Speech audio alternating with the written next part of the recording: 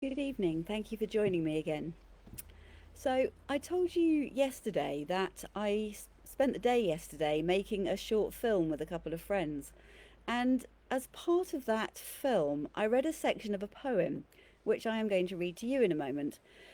The poem is about listening to what the world is saying to us, listening to the earth's wisdom. Out in the garden this afternoon, after reading that poem yesterday, I found myself looking at what I was doing and wondering what wisdom the earth in my garden was trying to share with me. So this afternoon, I picked my first courgette of this season, and I took off the plant as well as the one that was ready. I took off the plant a couple of fruits that had rotted and were bad.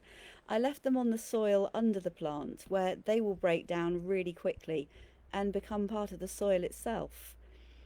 I wonder if it's using too much of imagination to read into that a suggestion that things that are rotten and not fruitful in our lives should be removed in whatever way is appropriate, left to rot, but while also acknowledging the possibility of those things that are rotting being transformed into something that will aid growth.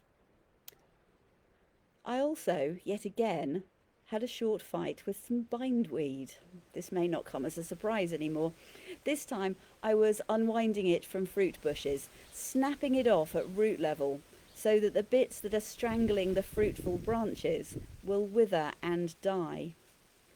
Stories come to mind of people, myself included, who struggle with things that bind parts of their lives, and the way that sometimes we need help to get those things under control and to stop them, to break the hold that they have on us. Anyway, I'm going to read you the poem. This is called Living Earth's Wisdom. It's from a book called If Darwin Prayed by Bruce Sanguine. It's an American poem, so perhaps some of the animals mentioned you could mentally translate into English ones if that helps. So this is Living Earth's Wisdom. We tune our ears to the wisdom of earth.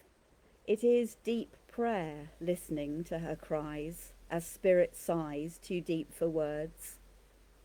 Unborn generations call to us from the future. What did you do when the planet could no longer bear your foolishness and began to break? The growl of the grizzly, caught in the crosshairs of trophy hunters and policy makers who seem to prize extinction, is a plea for the rights of all the disappearing ones.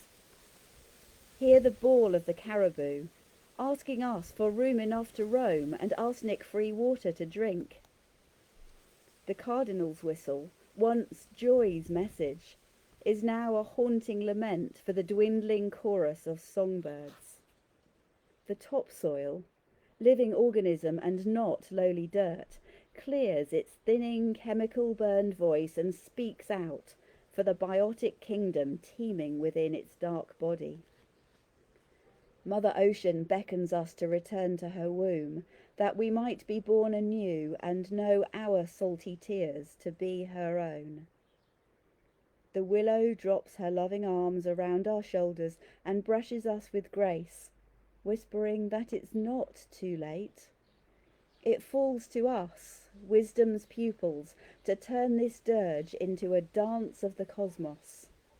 Let those with ears to hear rise up.